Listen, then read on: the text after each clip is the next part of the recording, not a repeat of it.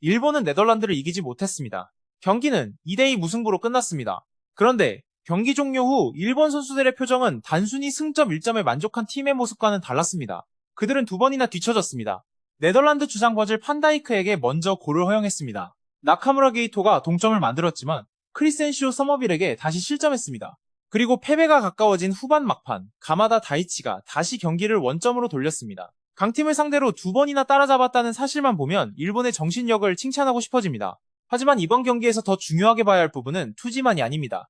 일본은 주장 엔도 와타루가 없는 상황에서도 중원 구조를 유지했습니다. 상대가 압박 강도를 높여도 공을 전진시킬 방법을 찾았습니다. 교체 선수가 들어온 뒤에도 공격의 방향이 크게 흔들리지 않았습니다. 그리고 네덜란드가 수비적인 변화를 선택한 순간 오히려 경기의 주도권을 가져왔습니다. 일본이 강해진 이유는 한 명의 특별한 선수가 나타났기 때문이 아닙니다. 누가 빠져도 역할을 다시 나누고 경기 중 상대의 변화에 맞춰 구조를 조정할 수 있기 때문입니다. 그것이 이번 네덜란드전에서 한국이 가장 주의 깊게 봐야 할 부분입니다. 일본을 무조건 두려워할 필요는 없습니다. 그들의 경기에도 분명한 약점이 있었습니다. 초반에는 네덜란드의 압박에 밀렸습니다. 골키퍼의 선방이 없었다면 먼저 실점할 수도 있었습니다. 두 번이나 수비 집중력을 잃으며 골을 허용했습니다. 그러나 약점이 드러난 뒤에도 경기를 다시 연결하는 능력은 분명했습니다. 그렇다면 일본은 네덜란드를 상대로 어떻게 두 번이나 돌아올 수 있었을까요? 그리고 이 경기에서 한국 축구가 배워야 할 것과 경계해야 할 것은 무엇일까요? 경기 초반의 흐름은 네덜란드가 잡았습니다. 네덜란드는 강한 압박과 빠른 측면 전환으로 일본 수비를 흔들었습니다. 일본은 후방에서 공을 연결하려 했지만 첫 번째 패스가 막히면 공격 방향을 쉽게 찾지 못했습니다. 중앙에서 공을 받는 선수에게 네덜란드 미드필더가 빠르게 접근했습니다. 양쪽 윙백도 높은 위치로 올라가기 어려웠습니다. 공을 빼앗기면 네덜란드는 곧바로 일본 수비라인 뒤쪽을 노렸습니다. 이 과정에서 골키퍼 스즈키 자이온의 역할이 중요했습니다. 일본이 경기의 리듬을 찾기 전 네덜란드는 몇 차례 결정적인 장면을 만들었습니다. 스즈키가 침착하게 공간을 좁히고 슈팅을 막아내면서 일본은 실점하지 않은 채 버틸 수 있었습니다. 이 장면은 일본의 강점이면서 동시에 약점이었습니다. 골키퍼가 팀을 살렸다는 것은 수비가 완벽했다는 뜻이 아닙니다. 중원 압박이 한 번에 뚫렸을 때 중앙 수비수가 넓은 공간을 책임져야 했습니다. 윙백 뒤의 공간도 반복해서 노출됐습니다. 일본은 초반부터 네덜란드를 압도하지 않았습니다. 오히려 상대의 속도에 적응하는 시간이 필요했습니다. 하지만 중요한 것은 어려운 시간대에 경기 계획을 포기하지 않았다는 점입니다. 급하게 긴 패스만 보내지 않았습니다. 공을 잃어도 수비 대형을 다시 만들었습니다. 상대의 압박 강도가 떨어지는 순간을 기다렸습니다. 그리고 조금씩 가마다 다이치가 공을 받을 수 있는 공간을 만들기 시작했습니다. 월드컵을 앞두고 일본의 가장 큰 문제는 엔도 와타루의 이탈이었습니다.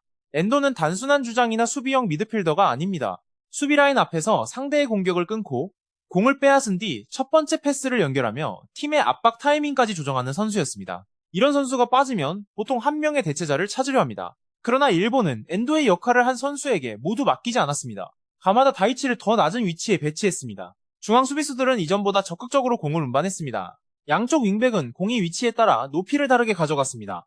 공격수들도 상대 진영에만 머물지 않고 중원으로 내려와 패스의 길을 만들었습니다. 즉, 엔도 한 명이 하던 일을 여러 선수가 나눠 가진 것입니다. 이 방식의 중심에 가마다가 있었습니다. 가마다는 과거 일본 대표팀에서 주로 공격형 미드필더로 뛰었습니다. 상대 페널티 박스 근처에서 마지막 패스를 넣거나 득점 기회를 만드는 역할이었습니다.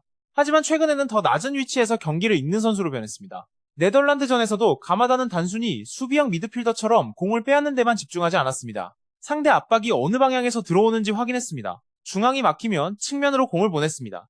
네덜란드 미드필더가 앞으로 나오면 그 뒤쪽으로 패스를 연결했습니다. 때로는 직접 전진의 공격 숫자를 늘렸습니다. 이것이 일본의 첫 번째 강점입니다. 주전 한 명이 빠져도 같은 선수의 복사본을 찾지 않습니다. 남아있는 선수들의 역할을 다시 조합합니다. 한국 대표팀도 중요한 선수가 빠질 때마다 비슷한 질문을 받습니다.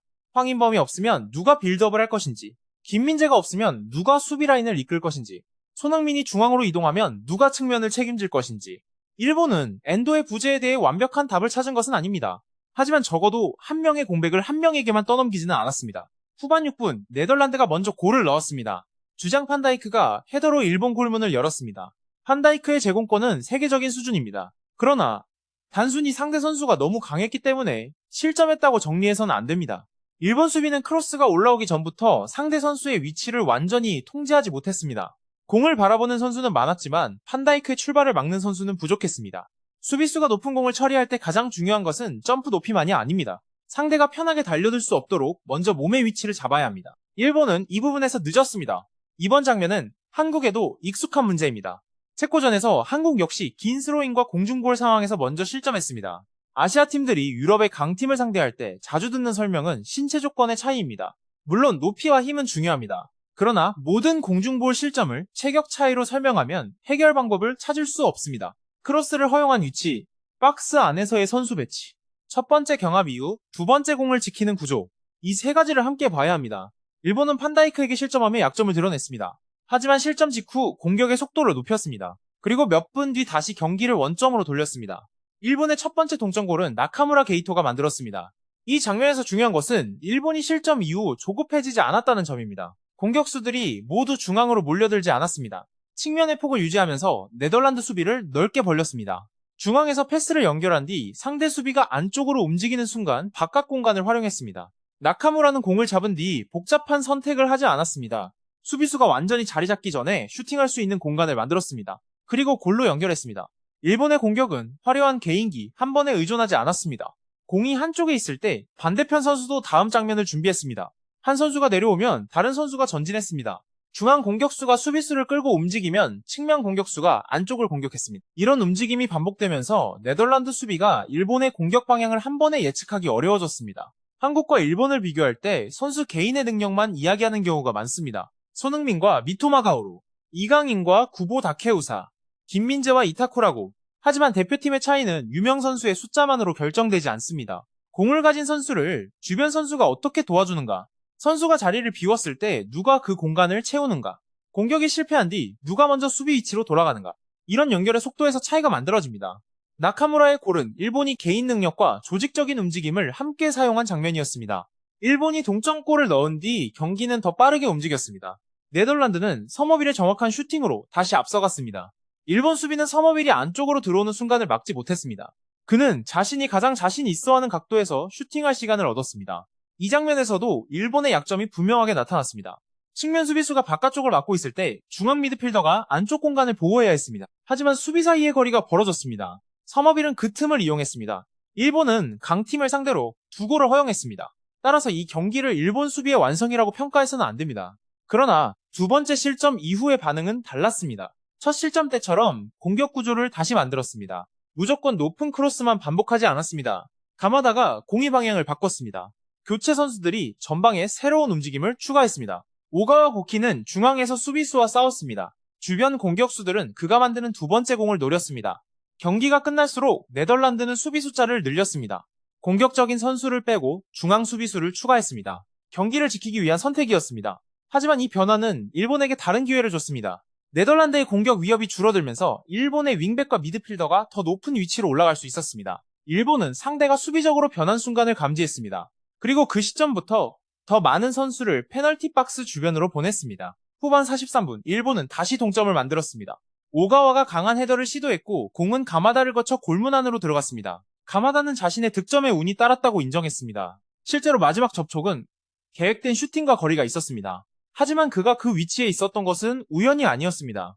가마다는 경기 대부분을 낮은 위치에서 시작했습니다. 후반과 공격을 연결했습니다. 상대의 압박을 피할 수 있는 패스 방향을 찾았습니다. 그러나 일본이 반드시 골을 넣어야 하는 마지막 시간에는 페널티 박스 안까지 들어갔습니다. 수비형 미드필더라고 해서 중앙선 근처에만 머물지 않았습니다. 경기의 상황에 따라 자신의 위치를 바꿨습니다. 이것이 현대적인 미드필더의 역할입니다. 수비할 때는 공간을 닫아야 합니다. 빌드업에서는 패스의 출발점이 되어야 합니다. 상대가 내려서면 직접 페널티 박스 안으로 들어가야 합니다. 가마다가 일본에 제공한 것은 한 골만이 아니었습니다. 경기의 여러 단계에서 필요한 역할을 바꾸는 능력이었습니다. 한국에는 황인범이 비슷한 역할을 수행합니다. 체코전에서 황인범은 낮은 위치에서 공을 연결하다가 필요할 때 페널티 박스 안으로 들어가 동점골을 만들었습니다.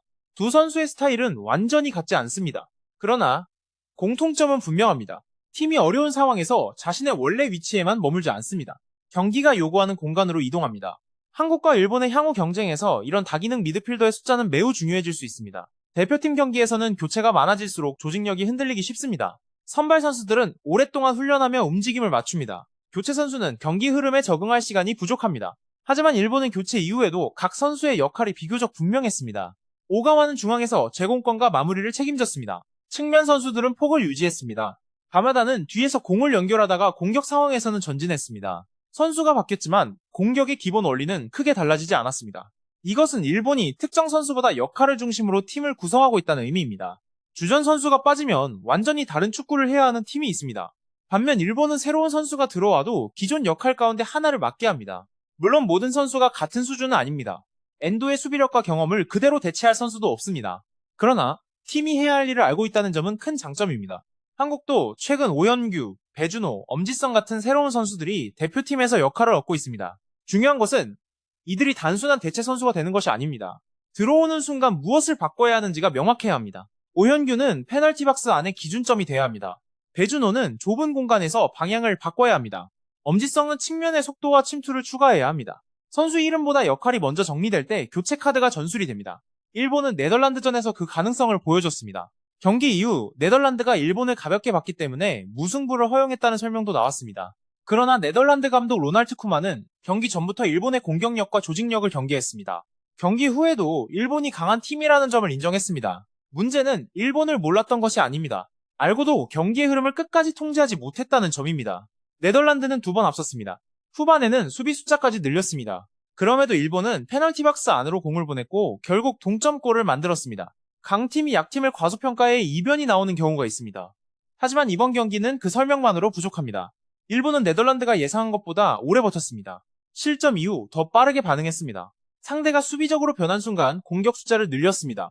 이것은 준비된 팀이 보여주는 특징입니다. 한국 팬들이 일본의 결과를 평가할 때 2가지 극단을 피해야 합니다. 첫 번째는 일본이 네덜란드와 비겼으니 이미 세계 최정 상급 팀이 됐다는 과장입니다. 두 번째는 운이 좋아서 얻은 무승부일 뿐이라는 평가절하입니다. 일본은 분명 수비에서 문제를 보였습니다. 골키퍼의 선방과 마지막 장면에 굴절도 필요했습니다. 그러나 그 운이 결과로 이어질 수 있도록 경기 끝까지 구조를 유지한 것도 사실입니다. 한국이 일본의 네덜란드전에서 경계해야 할 첫 번째는 선수층입니다. 주장 엔도가 빠졌지만 일본은 가마다의 역할을 바꾸며 중원을 재구성했습니다. 한 선수가 빠졌다고 팀 전체의 방식이 무너지지 않았습니다. 두 번째는 경기 중 조정 능력입니다. 일본은 초반 압박에 어려움을 겪었습니다. 그러나 시간이 지나면서 가마다를 중심으로 패스 방향을 바꿨습니다. 상대가 수비 숫자를 늘리자 페널티 박스 안의 숫자도 늘렸습니다. 세 번째는 실점 이후의 반응입니다. 2번이나 골을 허용했지만 공격 방식이 무너지지 않았습니다. 모든 선수가 영웅이 되려고 하지 않았습니다. 각자 맡은 역할을 유지했습니다. 한국에도 이런 능력이 있습니다. 체코전에서 먼저 실점한 뒤 황인범과 오영규의 골로 경기를 뒤집었습니다. 그러나 한 경기의 성공을 안정적인 시스템이라고 부르기에는 아직 이릅니다. 한국이 일본보다 앞서기 위해서는 손흥민, 이강인, 김민재 같은 핵심 선수의 능력만 믿어서는 안 됩니다. 핵심 선수가 막혔을 때 누가 다른 공간을 사용할지 준비해야 합니다. 주전이 빠졌을 때 역할을 어떻게 나눌지도 정리해야 합니다. 전술이 통하지 않을 때 감독이 얼마나 빠르게 변화를 선택하는지도 중요합니다. 한일 축구의 경쟁은 더 이상 투지와 기술의 단순한 비교가 아닙니다. 누가 더 많은 상황에 대응할 수 있는 팀을 만들었는가의 경쟁입니다. 일본의 무승부는 높게 평가할 만합니다. 하지만 약점도 분명했습니다. 초반에는 네덜란드의 압박에 밀렸습니다. 수비 라인 뒤에 공간을 허용했습니다. 크로스와 공중볼에서 판다이크를 통제하지 못했습니다. 서머빌이 안쪽으로 들어올 때 미드필더와 수비수 사이의 간격도 벌어졌습니다. 가마다가 공격적으로 전진하면 그 뒤의 공간을 누가 지킬 것인지도 계속 확인해야 합니다. 엔도의 공백은 한 경기에서 완전히 해결된 것이 아닙니다. 네덜란드는 일본을 공격할 때 공간을 만들었습니다. 더 정확한 마무리를 보여줬다면 일본이 따라가기 어려운 점수차가 만들어질 수도 있었습니다. 일본의 다음 상대는 튀니지입니다. 네덜란드와는 전혀 다른 경기가 될 수 있습니다. 튀니지는 더 낮은 위치에서 수비할 가능성이 있습니다. 일본이 많은 공을 소유하면서 좁은 공간을 직접 풀어야 할 수도 있습니다. 강팀의 압박을 견디는 능력과 내려선 상대를 무너뜨리는 능력은 서로 다릅니다. 일본의 진짜 수준은 다음 경기에서 또 다른 방식의 문제를 해결할 수 있는지 확인해야 합니다. 그래서 이번 무승부는 결론이 아닙니다. 일본의 가능성을 보여준 첫 번째 증거입니다. 일본은 네덜란드를 상대로 2번이나 뒤처졌습니다. 그러나 2번 모두 돌아왔습니다. 그 결과를 단순히 정신력으로만 설명해서는 안 됩니다. 가마다 다이치는 엔도와 타로의 공백을 메우기 위해 더 낮은 위치에서 경기를 조율했습니다. 나카무라 게이토는 측면에서 시작해 수비가 정렬되기 전에 마무리했습니다. 오가와 고키는 교체로 들어와 페널티 박스 안에 기준점이 됐습니다. 교체 선수가 들어와도 역할과 공격 방향이 유지됐습니다. 이것이 일본이 네덜란드에 무너지지 않은 진짜 이유입니다. 그러나 일본이 완벽했다는 뜻은 아닙니다. 2골을 허용했습니다. 공중볼과 수비 간격에서 문제를 보였습니다. 경기 초반에는 골키퍼의 선방이 필요했습니다. 따라서 일본을 무조건 두려워할 이유도 결과를 가볍게 볼 이유도 없습니다. 한국이 해야 할 일은 일본의 성공에 감정적으로 반응하는 것이 아닙니다. 어떤 구조가 그 결과를 만들었는지 분석하는 것입니다. 핵심 선수가 빠졌을 때 역할을 어떻게 나눴는가? 실점 이후 공격의 질서를 어떻게 유지했는가? 교체 선수가 들어왔을 때 팀의 방식이 왜 흔들리지 않았는가? 이 세 가지는 한국 대표팀도 반드시 답해야 할 질문입니다. 지금 한일 축구의 차이는 한 명의 스타가 결정하지 않습니다. 경기에서 예상하지 못한 문제가 발생했을 때 어느 팀이 더 많은 해답을 가지고 있는지가 결정합니다. 여러분은 일본의 네덜란드전에서 무엇이 가장 인상적이었습니까? 두 번 따라잡은 정신력입니까? 가마다의 새로운 역할입니까? 아니면 교체 이후에도 유지된 공격 구조입니까? 그리고 현재 한국과 일본 가운데 어느 팀이 경기 중 변화에 더 잘 대응한다고 생각하십니까? 선수 이름만 나열하기보다 구체적인 장면과 이유를 함께 댓글로 남겨주시기 바랍니다.